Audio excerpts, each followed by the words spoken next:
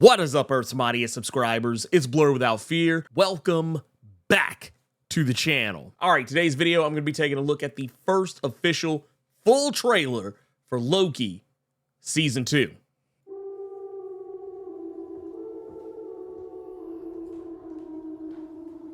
Gang is back together.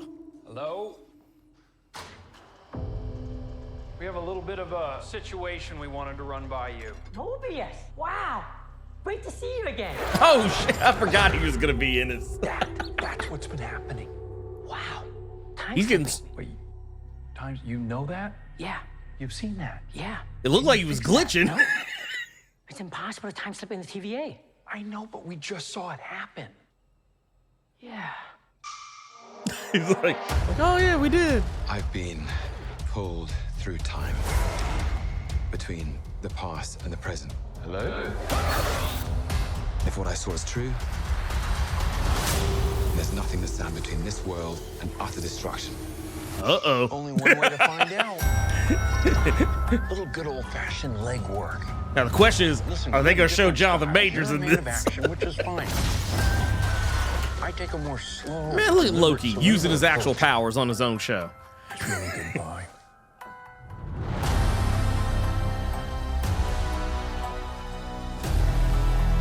It's up to us to save this place. Is this cracked? Whatever. Bruh. we do, Let me slap some duct tape on this. We are gods.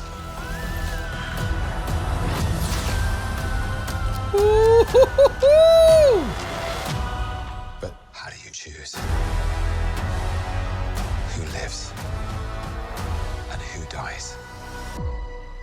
Make the hard choice. It's him. Bruh. Oh my god. Come on, you're the guy. Was that Miss Minutes on steroids? Always have been. Always will be.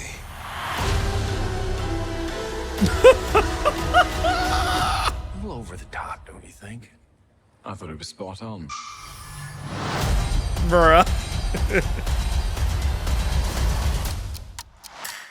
One thing I'll definitely say is they went out of their way to make sure they didn't show Jonathan Majors in this trailer much at all. Like, they had to show him, but they wanted to make sure that they didn't talk about him very often or depict him very often in this trailer, because he still has the ongoing trial, even though it kind of seems like based on more recent evidence that has come to light, but in some cases was actually leaked by Majors himself. But it's funny because that is kind of what's painting this whole thing. The trailer as a whole looks great. I admittedly was not the absolute hugest fan of Loki Season 1. I know that was a show a lot of people were really high on, like almost like ridiculously high on. I thought it was a good show. I didn't think it was a bad show. It just wasn't my favorite thing that's come out entirely. Like, I still think the She-Hulk, Moon Knight, Ms. Marvel, I feel like those shows to me were better overall than Loki overall. Loki was just good in parts. I feel like Loki took a while to get where it was going ultimately, and then it kind of ramped up and just went full tilt into, you know, crazy, wacky zaniness. That's just me personally. Good show, just a little slow at first. And I don't even mean that in the slow burn way. I mean, it was just slow as in it took a while to get where it was going. I hope this doesn't repeat the exact same mistake as the first season, though. Who knows? Maybe it will.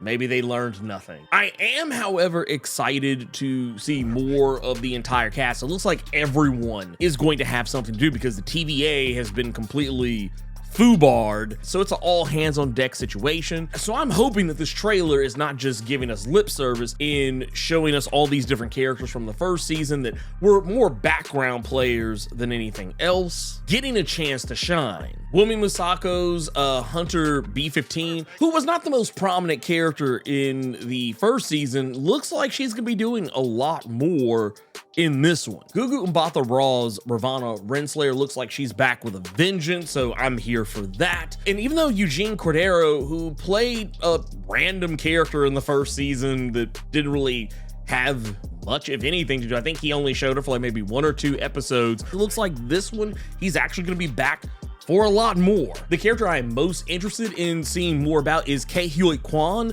who I feel like, you know, has just, once again, after Everything Everywhere All at Once, has just had this huge resurgence you know, in popularity. He's back in the, you know, the public zeitgeist, because ultimately we just didn't see him in very much. He had pretty much retired from acting for decades, literal actual decades, and just boom, out of nowhere, he's back. I honestly can't wait to see what they do with him in this. It looks like he's also going to be playing, and I don't know if it'll be a huge role, but he's listed as being in all 6 episodes of the series. And of course, Tom Hiddleston and Owen Wilson, they're going to be as great as they were in the previous one, because they have really good chemistry, work really well together. And I would also be remiss if I didn't bring up Sophia Di Martino, who was fantastic in the first season, as well as Sylvie. She looks like she is going to be having a lot going on, and we know that she is largely responsible for all the craziness that is happening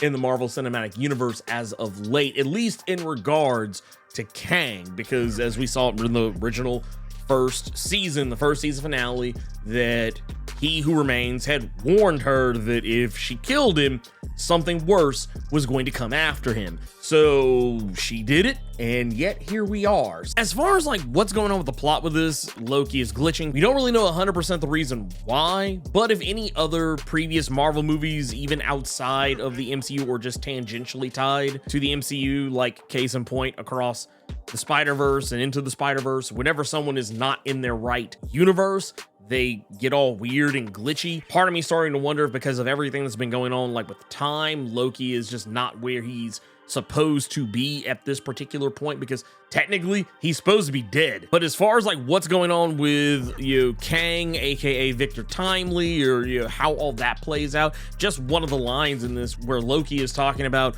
how do you decide who lives and who dies, and Victor Timely's like, you make the hard choice. And it seems like we probably are going to get a return to that season finale conversation between Loki and Sylvie and He Who Remains, where it was all about, you know, this kind of existentialism and what is to come and how time and the multiverse and all this other stuff works. Because as we know in the MCU, pretty much time travel and the multiverse are synonymous with one another. So yeah, some of that Spider-Verse-ism stuff might actually play over just based on just one shot in the trailer, and maybe even a couple of other shots where we see Ravonna Renslayer return. It looks like we are going to be returning back to the Citadel that's, you know, beyond the end of time. We're going to go back to that.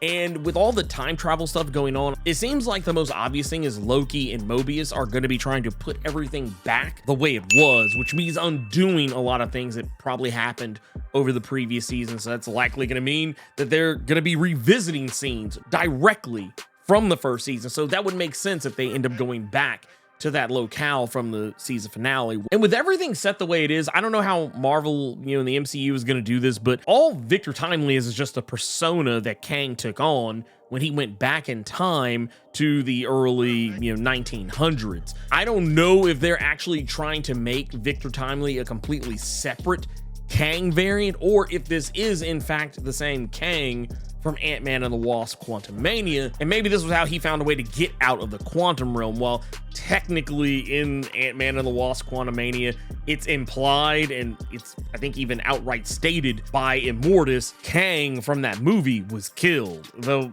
I don't think he was actually killed. It's comics and it's movies, so you never know. But I wouldn't be surprised if the Victor Timely we're seeing here is just that Kang, that very same Kang, having found a way to time travel back so that he can, you know, get revenge on Ant-Man and the Wasp and the Avengers and whoever else for that matter. But anyway, that's my initial reaction, my thoughts on the Loki Season 2 official trailer. If you enjoyed this video, do the YouTube thing, like, share, comment, subscribe, all that good stuff. I release new videos throughout the week, so make sure you always keep it locked here. And thank you so much for taking the time to watch this video. You could be anywhere on the internet right now, and yet here you are. Until next time, let me know what you thought about the Loki Season 2 official trailer. Keep it plus ultra and sound off in the comments.